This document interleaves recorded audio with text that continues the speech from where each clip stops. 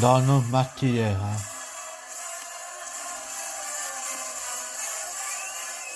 Frappez plus fort.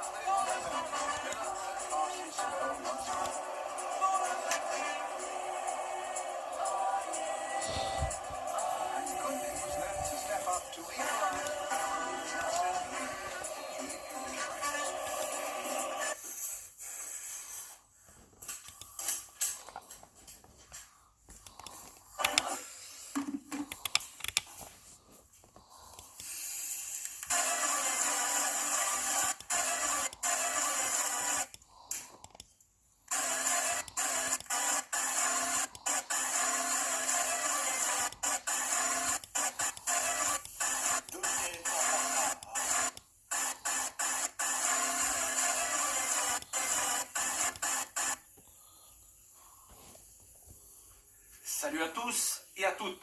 Alors, un petit coup de gueule. Eh oui, ça faisait longtemps. Je sais pas, 1 ou 2 jours. Non, mais un coup de gueule par rapport au mondial au Qatar en 2022. On est là depuis 2-3 ans maintenant à se poser la question, qu'est-ce que ça va donner ce mondial, qu'on sent que la FIFA, etc., dessous de table, c'est pas une coupe du monde traditionnelle, c'est pas une coupe du monde déjà qu'il y en a certaines, on se demande comment se sont passées, comment ça a été plus ou moins magouillé, etc., etc. Mais celle-là c'est flagrant, c'est tellement flagrant que c'en est ridicule quoi. C'est vraiment sorti de nulle part. Un pays qui, il y a peut-être, je vous dis, 15 ou 20 ans en arrière, savait même pas ce que c'était le football, quoi. Bon, alors, bref, passons. Ce mondial aura lieu entre la mi-novembre et la mi-décembre 2022. D'accord ? Vers le 15-20 novembre jusqu'au 15-20 décembre 2022. Donc déjà, ça ne fait pas une Coupe du Monde au bout de 4 ans, ça fera une Coupe du Monde au bout de 4 ans et demi. Et deuxième chose, pourquoi on la met dans cette période-là? Parce que si on la mettait en juillet, comme d'habitude, juin-juillet, il fait 50 degrés. Donc en fait, tu as la moitié des équipes qui meurent directement sur le terrain, à la mi-temps. Donc c'est pas possible. Tu ne peux pas jouer sous 50 degrés et 70 ou 80% d'humidité. C'est totalement impossible. Donc ils ont avancé ça entre la mi-novembre et la mi-décembre en se disant il fera 30 degrés, une trentaine de degrés, avec pareil 60-70%, peut-être plus d'humidité. Ok, d'accord. Il y a les mondiaux d'athlétisme qui se passent justement au Qatar, là, depuis quelques jours. Il fait 40 degrés. Nous sommes début octobre. Les mondiaux, c'est du 27-28 septembre au 6-7 octobre. Là, ça va bientôt se finir. Donc, voilà, c'est un mondial qui dure 8-10 jours. Il fait 40-41 degrés. Il y a des compétitions hors stade, parce que les stades sont climatisés, d'accord, pour qu'il fasse 20-22 degrés dans le stade.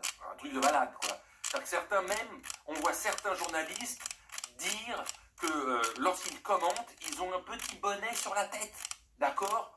Au Qatar, ils ont un bonnet sur la tête dans le stade parce qu'il fait un petit peu friscounet, 20-22 degrés à peine, donc ils ont un petit bonnet pour commenter toute la soirée, alors qu'à l'extérieur, il fait 40.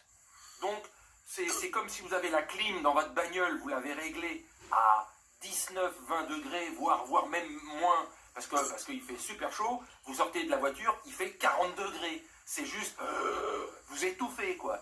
C'est ce qui risque d'arriver, là-bas. C'est-à-dire qu'on va avoir des stades climatisés, où il va faire 20-22 degrés, et dehors, il fera 30-35 minimum, et avec un taux d'humidité important. Donc, ça va être pénible. Les athlètes se plaignent.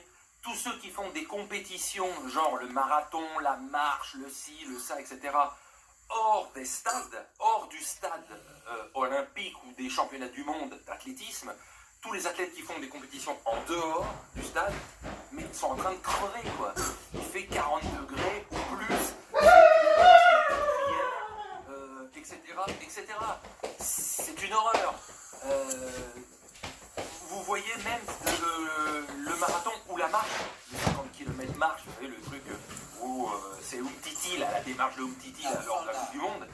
50 km, il y en a pour 3 heures ou 4 heures de marche, je sais pas à combien ça dure. Les mecs, ils sont partis à minuit, heure locale là-bas. À minuit la compète, d'accord? Parce que si tu la mets comme d'habitude, genre à 9h du matin, comme ça part à chaque fois un marathon, vers 8-9h du matin, il fait déjà 30-35. Donc plus ça va, les heures vont monter, puisque ça dure au moins 3-4 heures la